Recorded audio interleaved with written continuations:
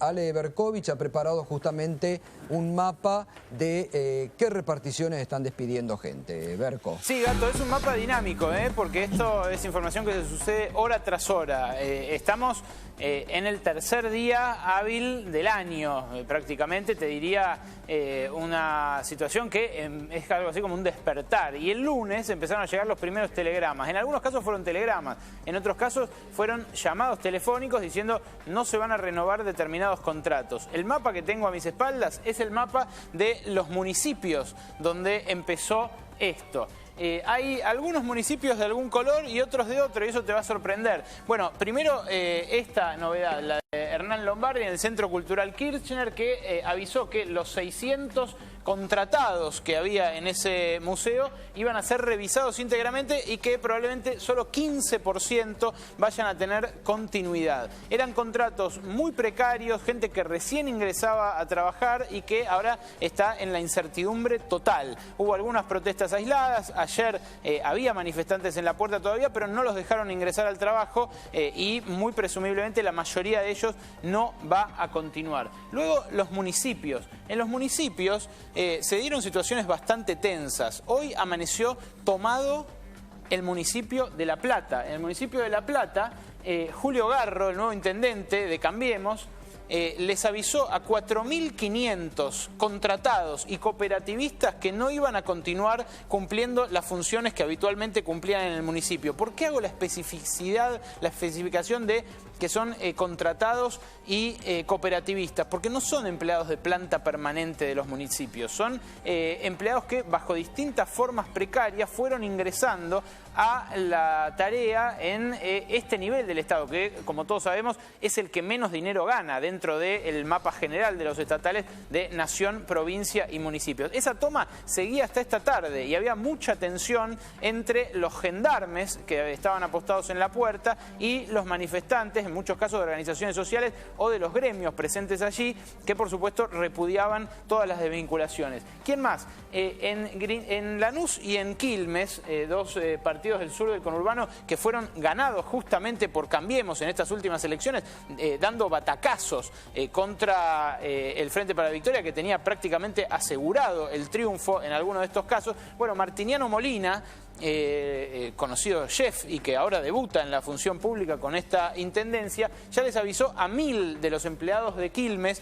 que venía siendo gobernada por el Barba Gutiérrez bajo el Frente para la Victoria, que no iban a continuar en sus tareas. Y Néstor Grindetti en Lanús hizo lo propio con otros 1.000. La situación es bien diferente y tiene sus especificidades también, porque en el caso de Quilmes se sabía que había muchos empleados que entraron en los últimos meses y que además tenían estrecha vinculación política, casi que en algunos casos había empleo a cambio de militancia. Y esto es un límite muy viscoso que justamente queremos explorar en el debate de hoy. ¿Son de verdad todos ñoquis los que quiere echar el gobierno de Mauricio Macri del Estado? Bueno, muy probablemente no, porque por ejemplo en el Senado acaba de dar marcha atrás la vicepresidenta Gabriela Michetti con lo que eran inicialmente 2.035 despidos, y acaba de salir esta tarde, hace minutos nada más, un decreto complementario del decreto que ordenaba esta desvinculación masiva de empleados, con el argumento de que habían sido masivamente ingresados en la época de Amado Boudou, además uno de los más desprestigiados miembros del anterior gobierno. Y Gabriela Michetti dio esta tarde marcha atrás con los despidos de discapacitados que habían sido despedidos como parte de esta norma, de este decreto, y también de padres de discapacitados. Claro, porque hay una norma, no nos olvidemos, que es ley, que da un cupo de discapacitados en el Estado Nacional. Sí, sí. Y justamente se denunciaban que muchos discapacitados. Bueno, pero ahí está el error garrafal de meter a todos en la misma bolsa. Exacto. Y de no esperar la auditoría que la propia vicepresidenta había ordenado a la UBA. ¿Por qué no esperan primero una auditoría?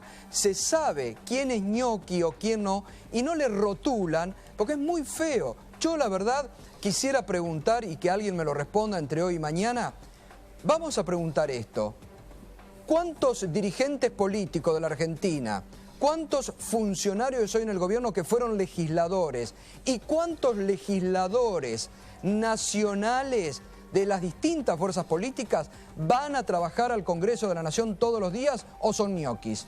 ¿Por qué no preguntamos eso también?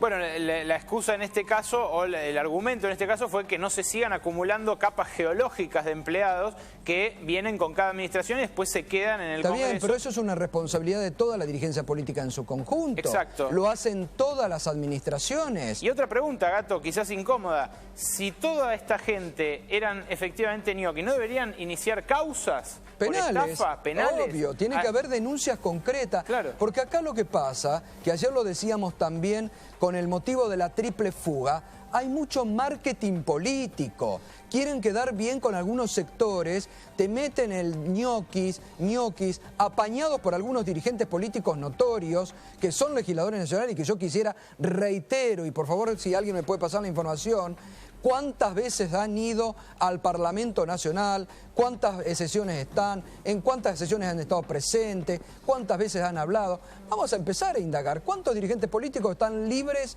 en la Argentina como para decir a muchos laburantes que no se merecen el rótulo de ñoquis? Es muy despectivo y es muy feo. Gato, lo que se vivió en las municipalidades de Quilmes, de Lanús y de La Plata es solamente el inicio, porque hay otros municipios como muy populosos, además como 3 de Febrero, Hurlingham y Morón, pero específicamente 3 de Febrero y Morón, donde están en una situación parecida.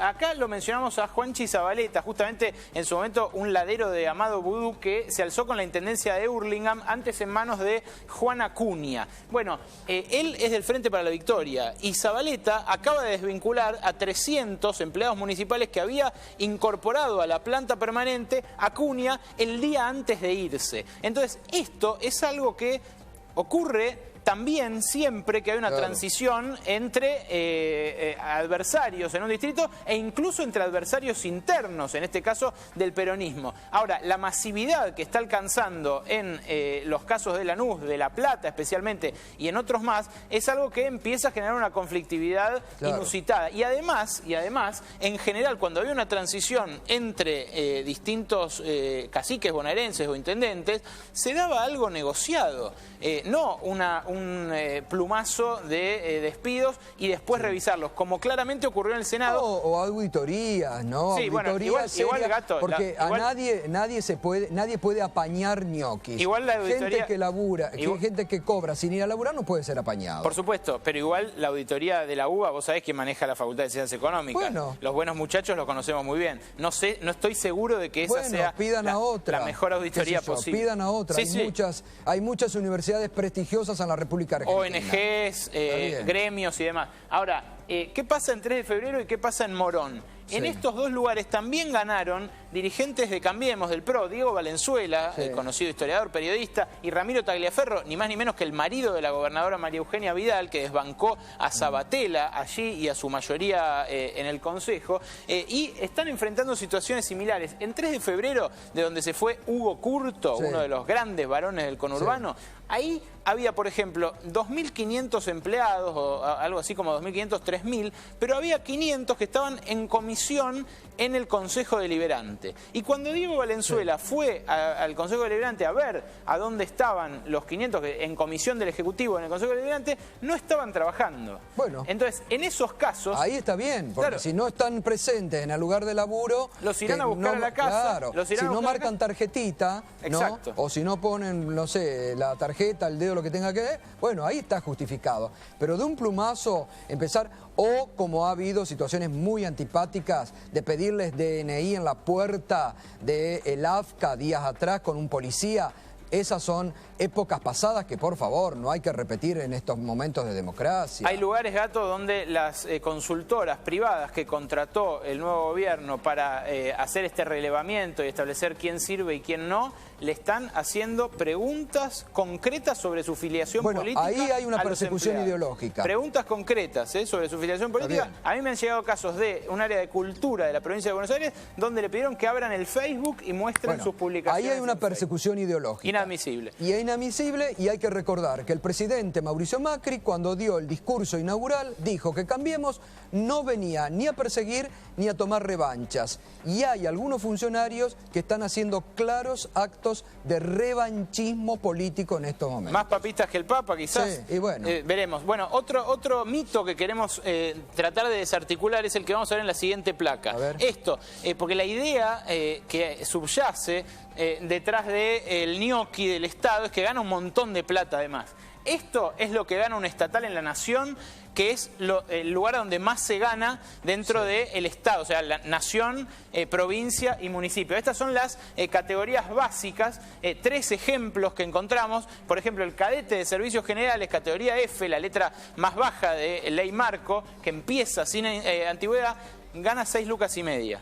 6 lucas y media. Sí. El administrativo, categoría D, el típico oficinista estatal, caricaturizado por Gasalla en su momento, no gana 20 lucas, gana 8.500 pesos de categoría D en el arranque. Y un profesional que pueda acreditar título con no menos de 4 años, no menos de 4 años de estudios técnicos o universitarios, gana eso que ven ahí, 10.861 pesos de arranque antes de empezar a cobrar la antigüedad. No son sueldos astronómicos, no son los sueldos de funcionario que el imaginario social, incentivado, acicateado por quienes pretenden achicar el Estado de un plumazo, imagina o dice, bueno, se la llevan toda con pala y después reparten. Claro. Nadie puede repartir ni hacer una devolución de un sueldo de 10.800 pesos, a menos que no labure. Y ahora vamos a discutir con nuestros invitados qué formas hay de acreditar o qué formas pueden tener los gremios de acreditar quién trabaja o no en el Estado. Gracias, Berco.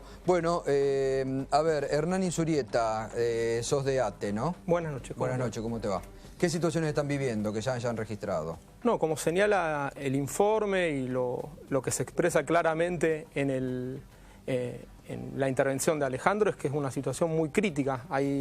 En 27 días estamos superando los 10.000 despidos y es... ¿10.000 despidos? Y si va sumando todo lo que se fue expresando y es minuto a minuto. Viniendo para acá, me anoticio que en el Ministerio de Trabajo, 40 bajas de contratos de asistencia técnica. Viniendo para acá, los compañeros rápidamente fueron a recorrer el sector, son compañeros que están trabajando. Mañana tendremos que intentar reunirnos con el ministro Triaca, con el jefe de gabinete del ministerio, Eduardo Leguizamón, para pedirles explicaciones cuál es la situación. Rápidamente fuimos al sector y hay compañeros trabajando en la mesa de entrada, cumpliendo sus tareas, acreditando 93%, 95% y más porcentaje de presencia, con lo cual hay una realidad que es de unas cesantías masivas que nos llenan y nos generan muchísima preocupación, y después hay un contexto de realidades diversas, como las que señalaba Ale en su informe, pero que nosotros no podemos perder de vista que cuando hay una campaña tan deliberada en la opinión pública, día por medio,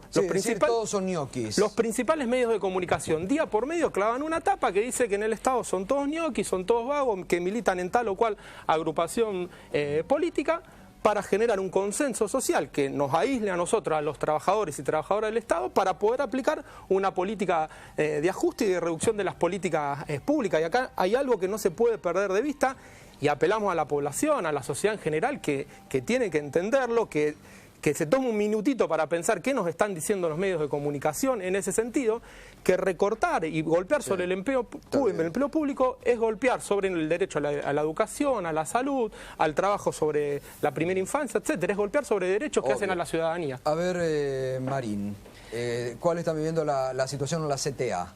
A ver, yo más que nada represento el sector privado, digamos, de lo que es la industria privada y los servicios. Pero también estás en una central de trabajadores donde tienen repercusiones todos los días. Por supuesto. Lo que está pasando acá es que están llamando al despido. O sea, acá, primero, hay un esquema donde el Ministerio de Trabajo está subordinado al Ministerio de Economía.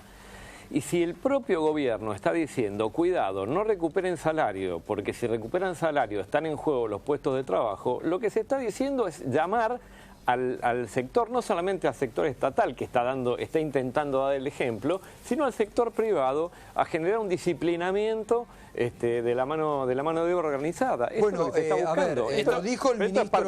Lo dijo el ministro Pratgay. Claro. Ojo lo que piden porque pierden el trabajo. Sí, el textual es: cada sindicato sabrá dónde le aprieta el zapato y hasta qué punto puede arriesgar empleos a cambio de salarios. Bueno, hagamos un alto ahí. En todos estos años, ¿se habló de si pedía salario, había despidos? No, esto es un elemento altamente político, y lo que está haciendo el gobierno es intentando dar el ejemplo y diciéndole a los privados, anímense, Miren cómo despedimos ¿Y vos ya nosotros. tenés indicios, Claudio, de que en el sector privado empiece a haber... Claro, bueno, lo que hay... en el sector de prensa sí, lo tenemos, pero, ¿no? Con Spolsky. Claro, No, pero lo que sucede en el sector privado es que lo que no hacen, porque además tienen mucha experiencia en esto, no hacen es mandar 1000 telegramas, ni 500 telegramas, porque generan la posibilidad de una resistencia masiva. Entonces lo que están haciendo es despidos aislados que por el momento no se ven, no se visualizan de la misma manera que se visualizan en el Estado. Y cuando vos decías en el Ministerio de Trabajo hay una subordinación al Ministerio de Economía, ¿en lo práctico, en qué se ve? Hay 5 despidos en una pyme y el secretario general de ese gremio va al Ministerio de Trabajo y ¿qué le dicen? No, es que todavía no sabemos ni cómo el Ministerio de Trabajo va a instrumentar esta situación. ¿Por qué?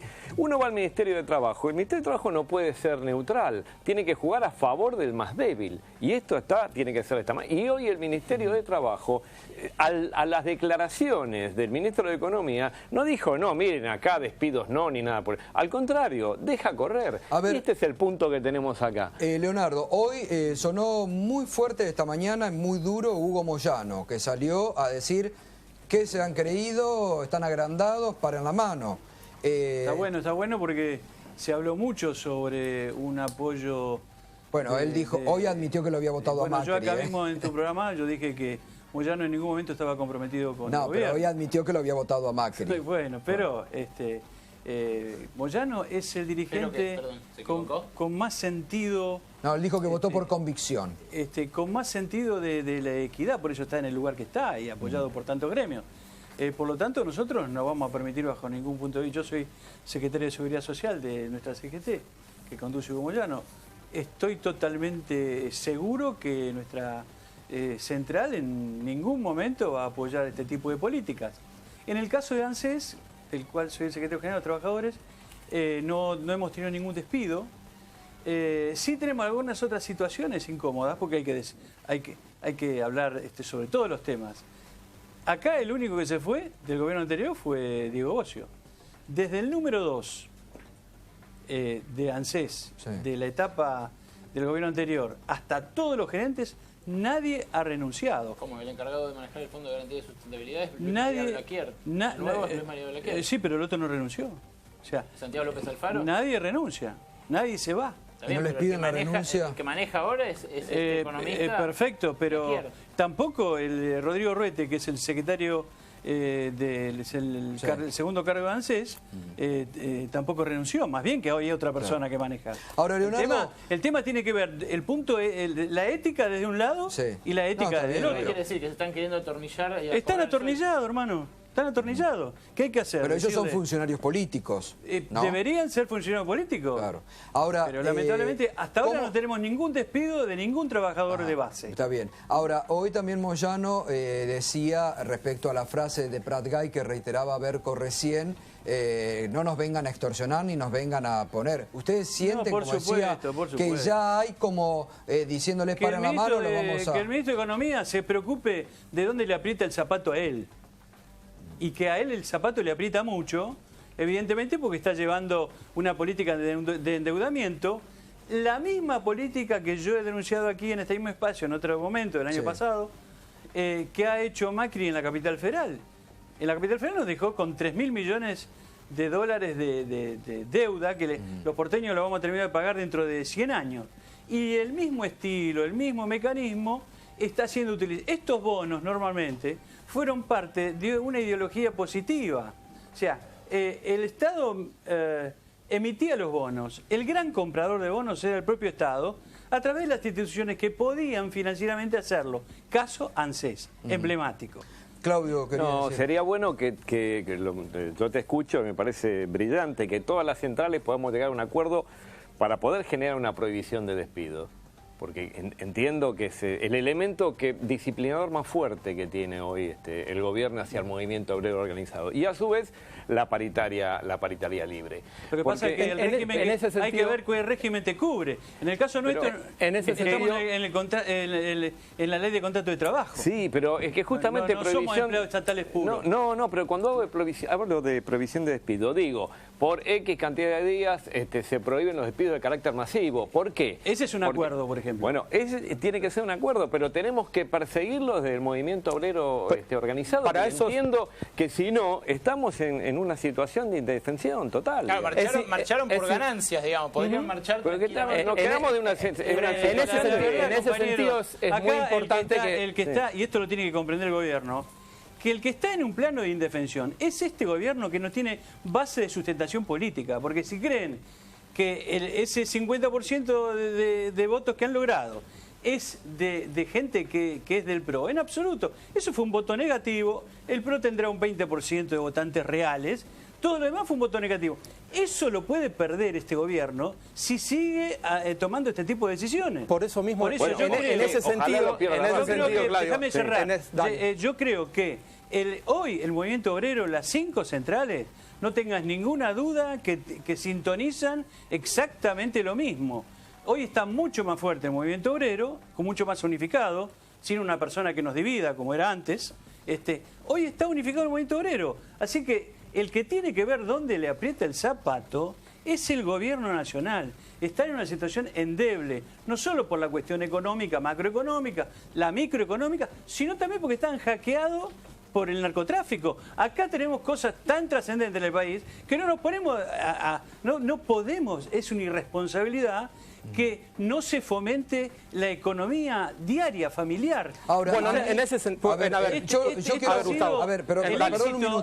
Perdón un minuto. Yo les quiero pedir a ustedes también una reflexión. ¿Cómo hay dirigentes importantes como Sergio Massa, candidato presidencial, que hoy salieron a decir que están a favor de despedir los ñoquis del Estado? Por eso, en ese sentido, en principio, para empezar a dar respuesta, se necesita que las centrales sindicales rápidamente salgan del inmovilismo, y si el año pasado había movilizaciones por el tema del impuesto a las ganancias, que era una reivindicación legítima y golpeada, pero sobre una franja de trabajadores, mucho más urgente es que salgamos ahora a poner un freno a esta ola de cesantías que está afectando a los trabajadores y trabajadoras del Estado. Y acá hay un doble componente, porque tiene un contexto, un elemento de ajuste, de achique del Estado, y tiene lo que señalaba Claudio, es todo un mensaje para el conjunto del movimiento obrero y para los empresarios, para decirle, hay condiciones para que ustedes puedan despedir, y a los trabajadores condicionarnos para la pelea paritaria que se viene, donde tenemos que recuperar el poder adquisitivo que perdimos durante todo el año 2015, más del 40% de la evaluación, que vayamos atados de mano. No, y alguien esperaba otra cosa, pero además alguien tenía otra idea. Y mirá, había gente que esperaba otra cosa. Nos está gobernando una clase social que para ellos es normal esto. Lo único que hay que decirle, mirá, la verdad, no llegaste arriba de los tanques como antes. No te traen los tanques como antes. Ahora te trajo el voto. Vas a tener que respetar las condiciones así como está democráticas planteado, funciona con el 25% de excluidos. Entonces tienen que generar 25% de excluidos. ¿Para qué? Para además bajar el poder adquisitivo del resto de los trabajadores. Ahora, esto está totalmente planificado, no es un tema. Bueno, por eso. Pero además, yo también esto es Maquiavelo, es todo el crimen en una noche. Hoy también hay que ver, porque el gobierno quiere convocar a un acuerdo económico y social. Los empresarios, la COPAL como entidad, Berco, ayer lo comentábamos, le dijo al ministro Alfonso Pratgay, nosotros retrotraer precios, nada. Claro, es decir, jamás los empresarios van a